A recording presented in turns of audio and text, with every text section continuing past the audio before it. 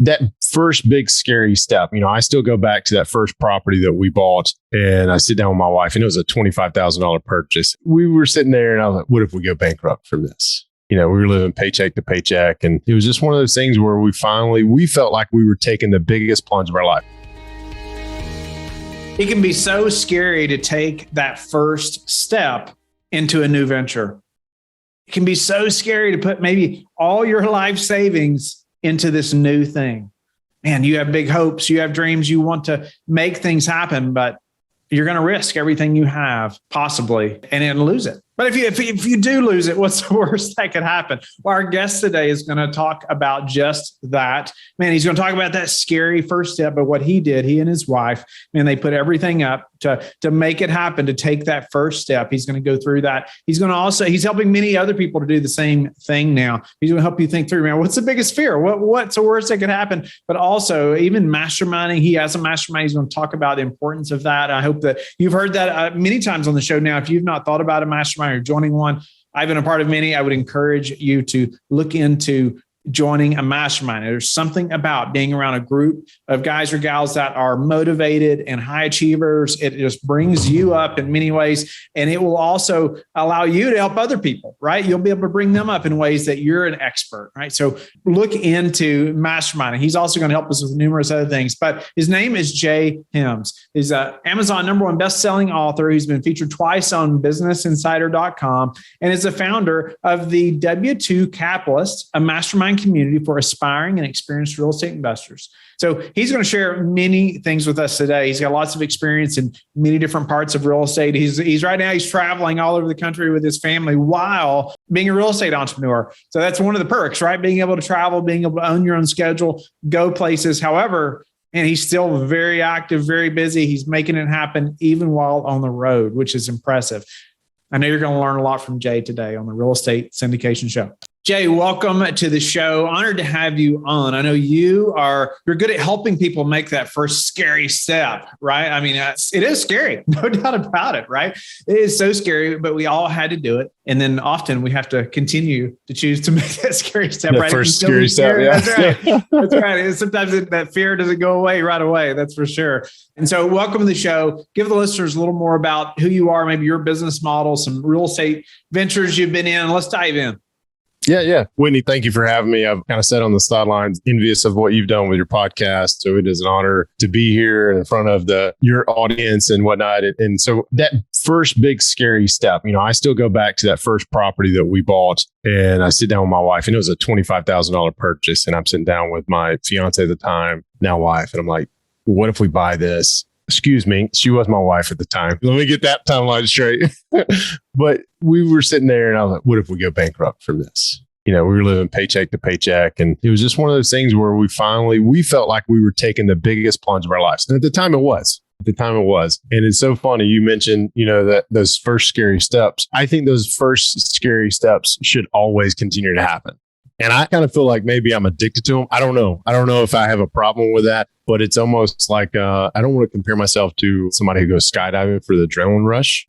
But it's one of those things where I enjoy getting into that first step kind of scary thing with new ventures. And so that kind of leads me to the question you asked is kind of our background. We started in single family, quickly moved to small multifamily. We had maybe 3 doors in our portfolio, and we GP'd our first syndication. From that, we've been an LP and joint venture. As of most recently, we've done some short-term rentals and started doing some note investing. So full gamut of investing. And that's one of the things I love about real estate investing is you have so many different avenues you can go after, right? And so many things you can do. But when it comes down, if I look at our returns, so far, the multifamily deals that we've been a part of have provided the best returns. So I don't know why I'm drifting away from that other than just my own curiosity. Right. Yeah. I don't know either. Jay, you mentioned a couple of things there I wanted to just highlight. You said you were newly married, right? And I can relate to this. So we bought our first rentals when we were probably been married a year roughly. And man, it added a ton of stress, We were remodeling our first house that we were living in at the same time. Well, I was working the work schedule as a police officer. It was chaos, but, a couple of things you mentioned, $25,000 property, I think you said, and you all were asking, what if we go bankrupt over this? Well, Because it does. It seems like such a big deal, right? At that time, it is a big deal to go bankrupt. I don't care where you're at in your financial journey, but man, 25K, newly married, biggest plunge. How were you all on the same page and moving forward with that type of investment, living paycheck to paycheck, as you mentioned? Yeah, it came down to the prenuptial agreement. Totally kidding. I was wondering where this was going.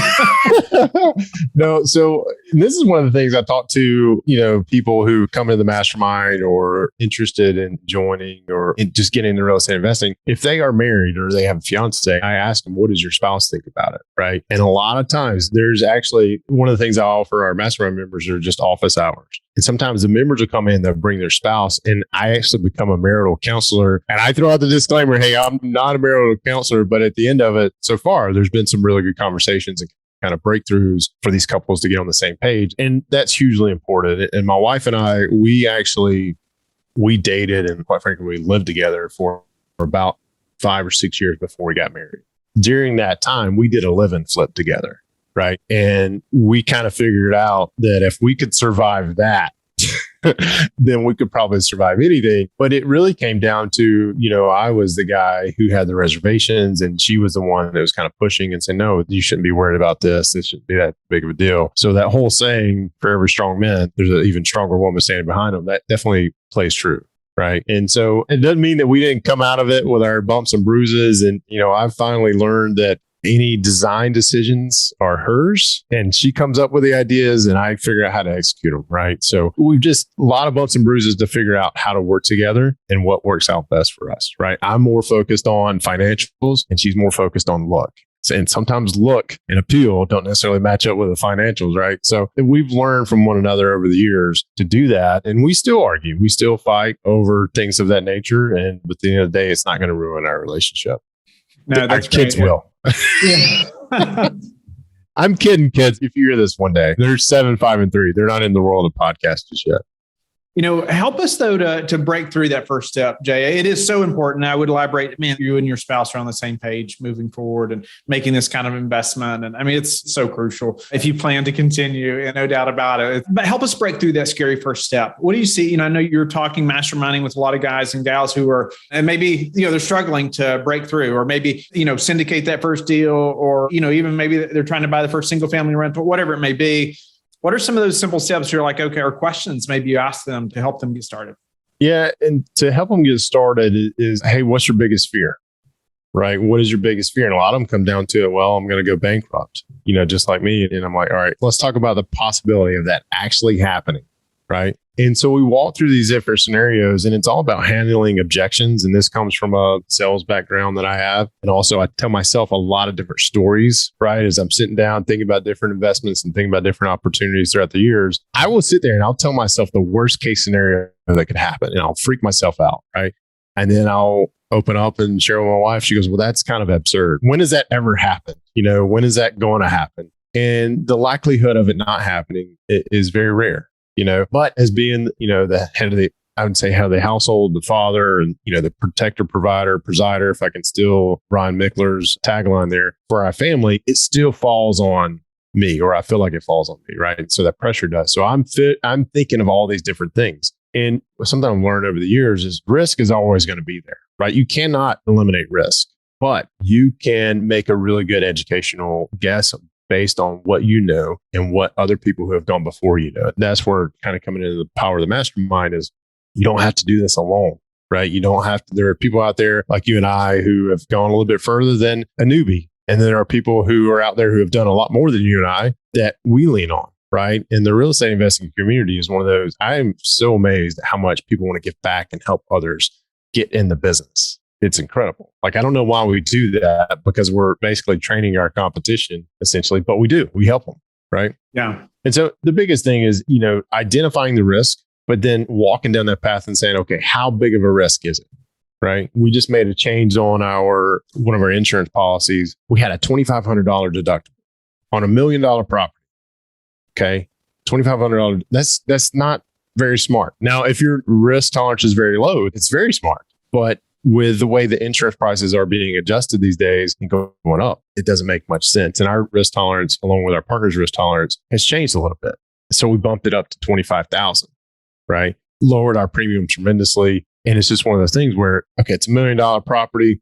There's 6 of us. If we can't come up with 25,000, if it's not in our reserves, then there's a bigger problem. You know what I mean? So it's about walking yourself through those stories of worst case scenario and realizing chances are they're not going to happen. Yeah. They're just not. I know a couple of things that I had to think through when we were getting started and making that first big decision like that. It was like, okay, if we do go bankrupt, which obviously you hope doesn't happen, but man, I mean, but still, what's the worst that could happen? Even if we lost our home and everything, you still live in America. Most likely you still have a family member, somebody that's going to let you sleep in the basement for a few weeks, right? You're not going to be like out under the bridge. I mean, it's most likely, right? More times than not, even, we like you said, I mean, we just think the worst, right? And we dream this big horror story up in our minds, right? And it just puts so much fear in us. I'll give you an example. My grandmother, she's 94, and she's always so fearful of me losing a bunch of money. And I bet, she lived through the Depression. I mean, think back, when she was little, I mean, man, they really had nothing, and lived on dirt floors. I mean, it was like really hard time. And so I try to share with her every once in a while, when she says something like that, I'm like, even if that happens, which obviously we're working our hardest to ensure that it doesn't, right? We understand our risks, all those things. But even if it did, I'm still like, starting back where I began before. It's not like, I still gained a lot, and think about all the knowledge and the network and the people and all the learning that's taken place, even if worst case scenario happens, Yeah. One of the things about bankruptcy has always scared me until recently. And I don't know, it's one of those things where if you embrace your fears, are they really that fearful? Or are you really that afraid of them? And I keep telling myself the story, what's the worst that could happen if we ended up there? Right? If we ended up there, and it's not going to happen just based on one investment, it shouldn't.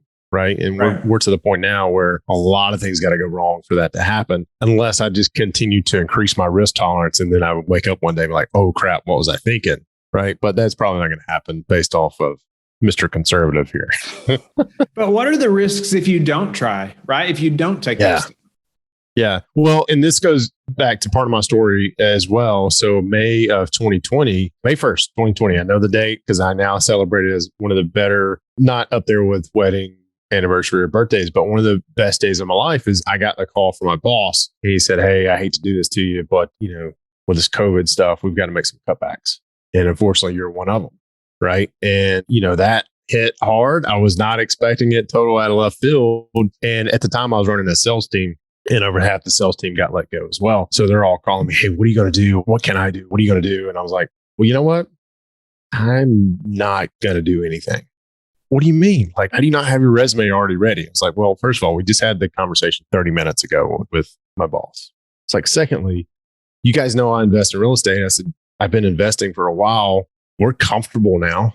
We're comfortable to the point where I don't think I'm going to go back to the W-2 world. At least that's where my head's at. And they're like, how can you do that? Like, I got to find a job. Will you be a reference point? That's too scary. Yes. Yeah, it's too scary. And quite frankly, I was like, you know what? You're right. It is pretty scary. I was like, but I don't want to find myself in this situation again.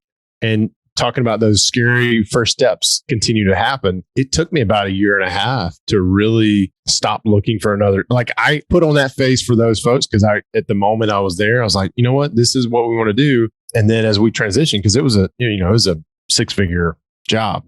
Right. And one of the things when I got out of that, my wife came to me and says, hey, now that you don't have a job, this is like 5 minutes after I told her what had happened. Right. She goes, well, great. Now we can go travel, because she's been wanting to travel. I was like, can we let this sink in just for a minute? Like, let's figure out how we're going to pivot financially and whatnot. And so it took 1 year for me to warm up to it. But that's kind of what we're doing now is we've been traveling for the last year. Matter of fact, June 18th of 2021, we left our house. We've been back 2 months out of last year. I'm in a hotel room right now. We're just doing the whole Airbnb hotel. We had an RV that we lived in for about 6 months. But yeah, it is scarier not to do something, right? And just to rely on that one stream of income source, because I would have been like those other folks who most of them I've checked up on them because I was pretty close with my team. They've job hopped. They're on their second or third opportunity since, in 2 years. And here I am. I've probably closed more deals in the last 2 years. Let me think through that before I say that. Yep. than I have in the 2 years prior to that when I had a W-2. And we've done it all remotely, traveling around. We've hit up the East Coast pretty hard in the last year. And it's just been incredible. And we wouldn't be able to do that if we wouldn't have made that first scary step, right? And which led to the next first scary step being buying our first $25,000 property. Next big scary step is buying another, like a duplex. And then the next big scary step was, hey, let's GP a deal. We don't know anything about apartments. I don't like asking people for money or, helping them ensure they see this is a way for them to earn money. I don't like that whole conversation. I can underwrite a deal, but I don't like talking to people about their money. Because growing up, you mentioned your grandmother, growing up in my household, talking about money was voodoo, man. And if you didn't have cash to pay for it, you didn't need it. You didn't need it. My dad still drives around town once a month to pay his utility bills in cash. Wow. Now, I'm glad he's getting out, but man, he doesn't own a checkbook, doesn't own a credit card. Yeah. Well, the problem is if you never are willing to take any risk, nothing changes for you, right? I mean, you're stuck in this grind or in this place you're in, and you have to be willing to step out, or you're definitely not going to succeed further than where you're at now, or maybe where your friends are, or that, if you're not willing to do something different than everybody else. Right. Yeah. And so I want to shift gears just a little bit, Jay. And I know you host a mastermind, you've been a part of a number of masterminds. I have as well. And so I think the listeners, you said this before we even started recording. It's like a lot of people don't really understand what a mastermind even is, or what happens at a mastermind, or why they're so important, or, it's like, or how I even find one. Right. And so talk through that a little bit. You're more experienced at masterminds than I am, especially hosting one. And so talk to the listener a little bit about, what is a mastermind, and why should I even pursue being a part of something like that? So Napoleon Hill, who I credit as being the godfather of mastermind, he gave us the definition. It's 2 to 3 people coming together, a minimum of 2 to 3 people coming together to talk about and engage on a like-minded subject. And I think this last part is probably the most important. Engage on a like-minded subject in a positive manner, right? And so masterminding is just a group of people getting together. Now, there's ideas on the best format or whatnot, but they're kind of all over the place. And when you go to look for one, I was looking around and trying to find one for me. And so by nature, my personality type, I'm an introvert. Now I'm growing out of that, losing the W-2 and traveling around like we are. I've kind of starting to grow out of that a little bit, but I did not want to meet people in person. I had worked for remote like 10 years before I got laid off.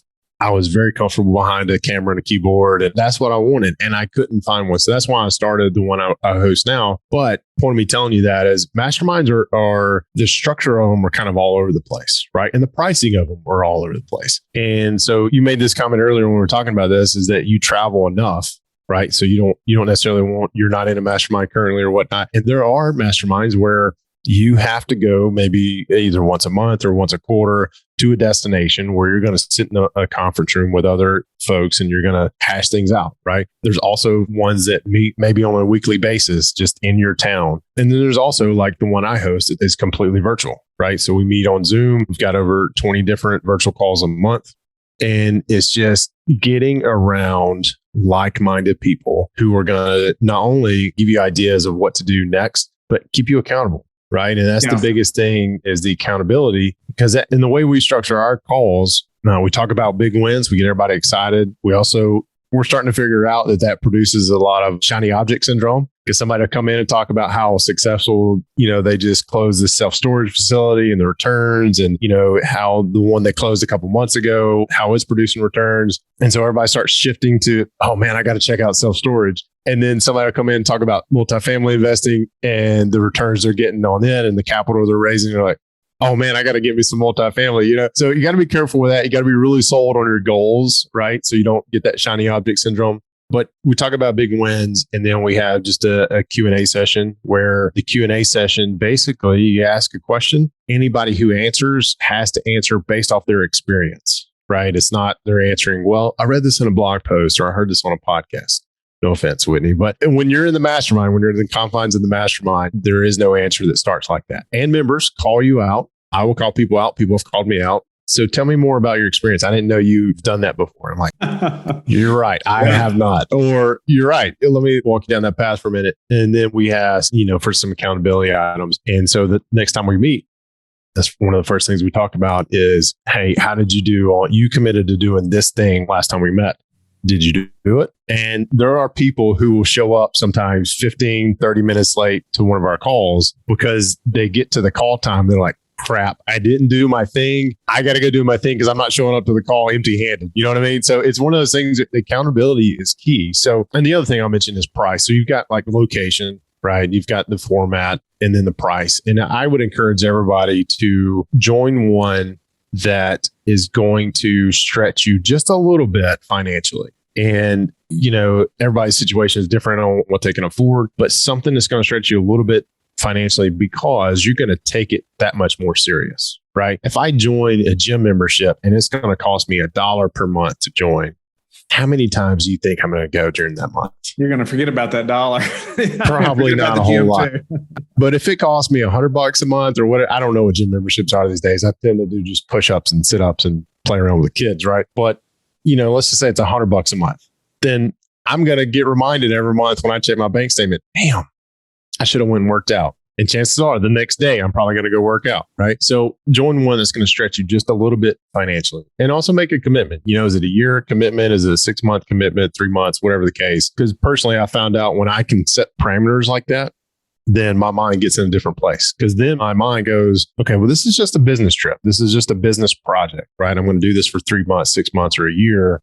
And then I'm going to reevaluate, come out on the other end of it and see, is this something I want to continuously do? I couldn't agree with you more. I mean, as far as just the value of being a part of a mastermind, I have been a part of a number, and I'm still a part of some now. I don't have the time to start my own or have my own mastermind at the moment, as we were talking about beforehand. But I couldn't agree more. And it's worth the expense. A lot of people see the big price tag, and many are 25, 50, even 100,000, or more, per year, and you kind of grow in them, right? I mean, you grow, I've been a part of masterminds, and then it's like, after a while, it's like, okay, I'm kind of ready for the next level, of mastermind, or the next group that's, for a while, and you want to be, right? For a while, you're maybe the least experienced person in there, right? And you're helping people. And as you're growing, you're helping. And then, you want to be a part of other groups too, where the people are continuing to be ahead of you, right? And so I love how you said, just the accountability, but like-minded subject in a positive manner. I mean, we all need that, right? We all, and the accountability in a positive way as well. I love that. And even the way you said, like, only answer from experience. That's interesting. It's so interesting to think that way, because that's going to change who answers and even the depth of probably their answer, right? Yes. I mean, you're going to get so much more quality probably of an answer, because it's like, okay, I have done that. And this is what happened, as opposed to, like you said, well, I read this in a blog, and maybe there's times that's helpful, but in a setting like that with people that are so experienced, hopefully you have somebody that's actually done this thing that you're struggling with. Right. So that's incredible. And Jay, we're going to have to switch to a few final questions, but couldn't agree more about masterminding, and hope people will seek that out. Even if it's, like you said, a virtual thing that's once a month or weekly or something where you're engaging with other people who are holding you accountable in a positive manner. So Jay, do you have any predictions for the real estate market over the next 6 to 12 months? Anything that's standing out to you as far as, hey, because of this thing I'm buying or I'm selling or, anything like that? No, I mean, I stopped making predictions on what the market was, number one, because I was so wrong all the time. What I would kind of figure out is that we focus on very specific markets. And sometimes those markets are affected by the big macro stuff that you see on the news. If you ever read the news, I don't anymore. I've kind of unplugged. The TV news, I've had a sabbatical for like 15 years, and I'm so grateful for that. But I used to read the news a lot. I don't do that anymore, just because it's all agenda driven, right? And I'll see people who will post something about, and they'll grab a little piece of information and try to apply it to the entire masses, and the entire masses accepts it as, this is going to happen in my backyard.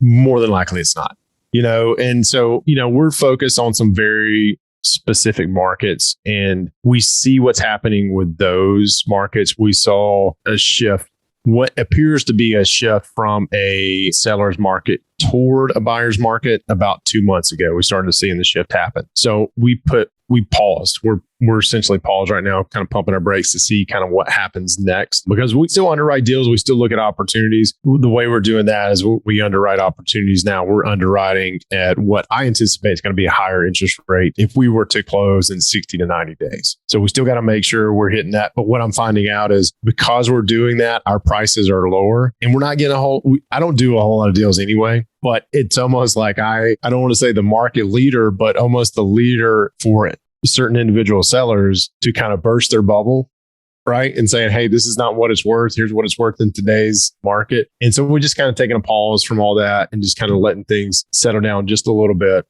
And that also aligns with what our travel schedule does a little bit too. Yeah. So, but I stopped because one of the other things that I realized is folks invest for different reasons. Right. Sure. And there was a lady in my mastermind. She came in and she introduced me to this phrase, tax flow. And I'm like, what is that?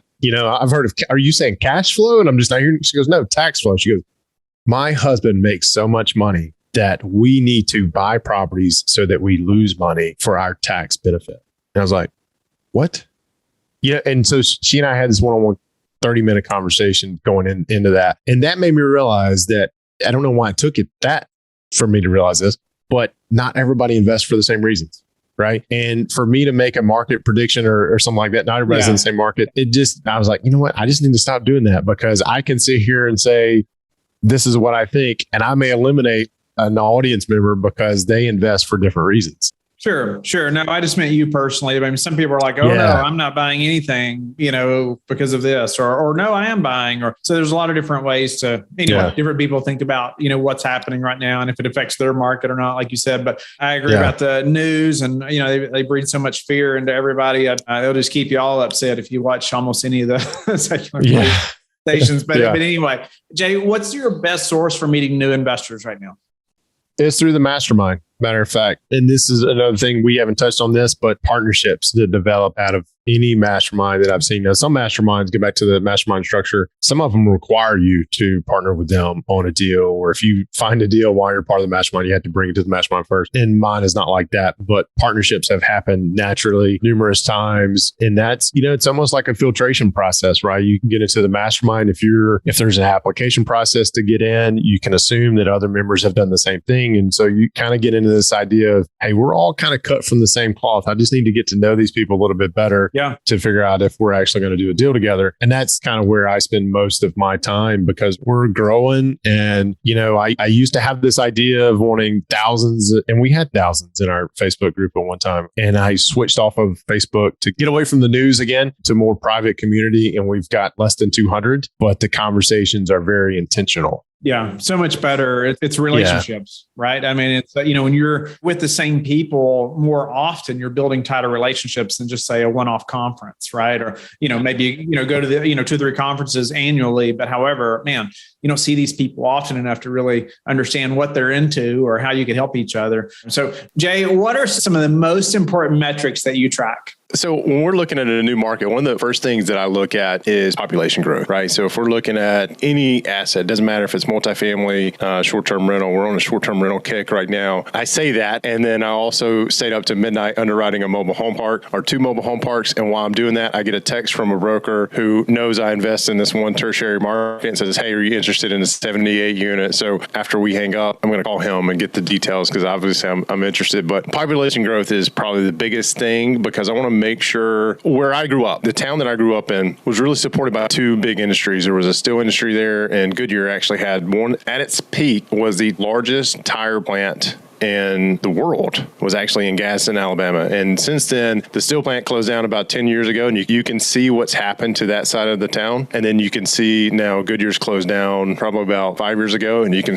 kind of see that trend continue to happen. And so just having personal experience with that population growth is one of the things because homes aren't increasing value. Folks aren't keeping them up. I mean, the economy grows when transactions exchange or money change hands through transactions, right? So if people don't have the jobs, transactions aren't happening, value's not happening, growth is not happening. So population growth is one of those things that is the key indicator that we look at, right? And then we're also cash on cash return, IRR, when it comes to multifamily. Those are some of the key ones that we look at. But population growth is the biggest one. Here's a little tidbit that a lot of people don't know of. And I found this out, this tertiary market that I focus on. I'm afraid to even mention it because I'm like, man, a lot of the folks don't come and play here because they look at it like, I don't want to invest in that little small town. But if you look at best places resources.net is one of the resources I use for that. If you look at this area, their population growth from 2010 to 2020, it actually shows negative. But here's the thing. Yeah, one of the biggest employers there is one of the state of Alabama's biggest jail systems, right? So biggest prisons is located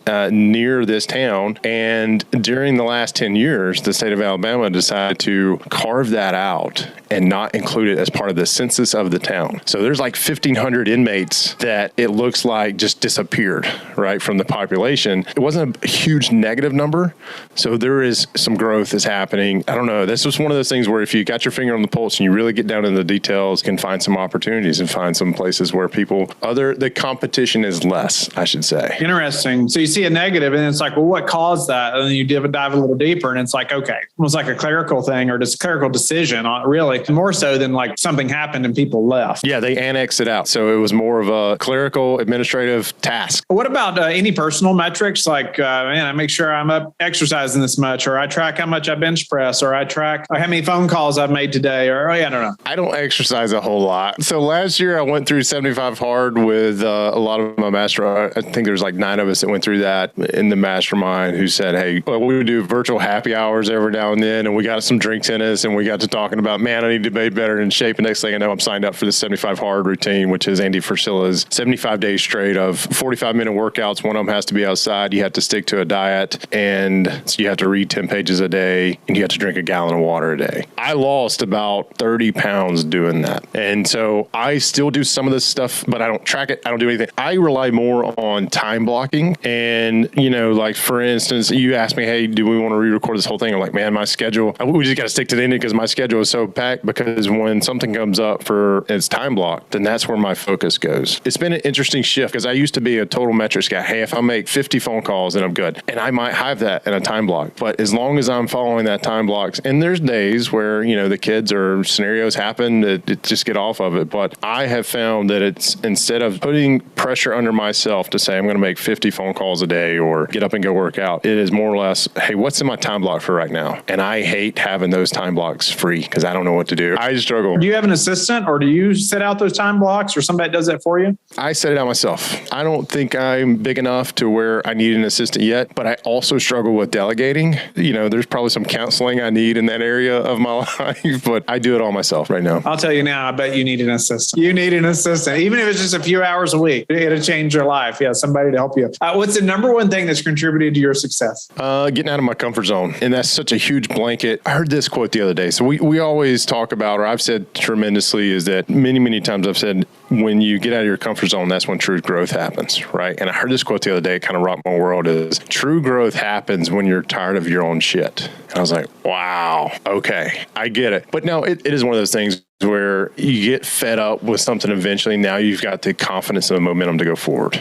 Awesome. Yeah. You got to get tired of it enough to make a change, right? To do something different. Instead of just getting the same thing every day.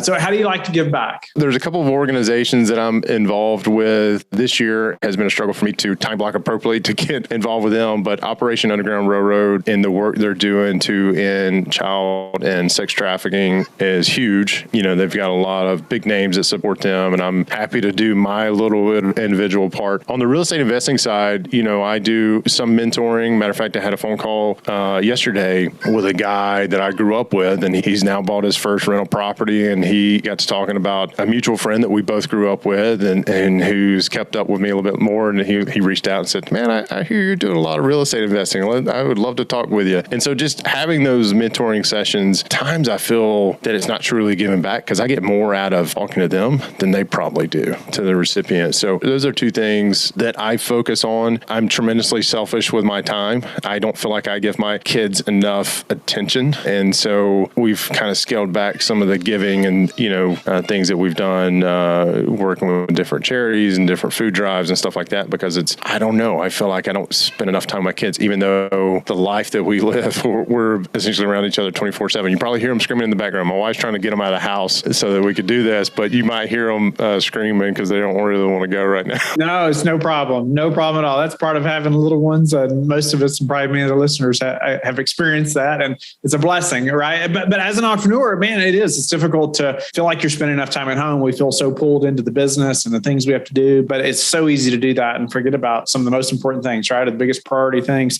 And I would encourage you to look up a book called The Family Board Meeting. Family Board Meeting. Okay. It's a very short book by Jim Shields. I'm going to have him on the show soon. I know him. He's an author, but he's big into real estate, and it's short, but it's going to lay out a plan for you to have really a purposeful, fun, but interacting time with each child individually. And it helps you to create some moments, especially for us as busy entrepreneurs. Man, it's great when your child knows, hey, I may not see dad for a week or whatever it may be, but I know this time's coming, right? He has set this time aside for me. And so anyway, I would encourage you in that and the listeners to look up that book. And I'm going to have Jim on soon so we can talk more about that, because us as entrepreneurs, as you know, Jay, man, it just keeps coming at us, right? It keeps coming and we keep trying to knock it down. All these things keep coming. We keep trying to punch them down, and man, we get so caught up in the fight that we forget about sometimes what's most important. So Jay, thank you again for being on the show, man. I know you went through like that next scary step. You talked about you and your wife newly married, that $25,000 property, man.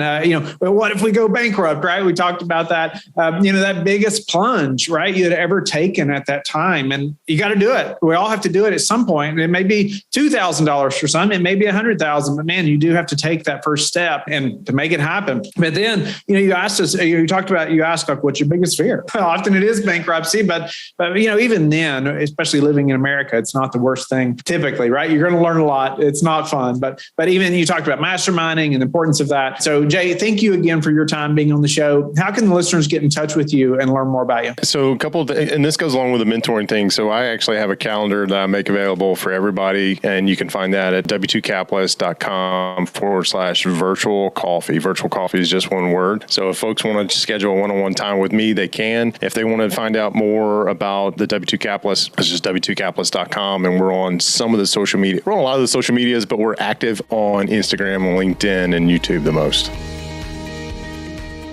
Thank you for being a loyal listener of the show. Please subscribe and share it with your friends. We want to help you become the passive investor you've always wanted to become, but also the operator you've always wanted to become. We want to be the number one resource for your real estate investing journey. But go to lifebridgecapital.com where you can start investing in real estate today.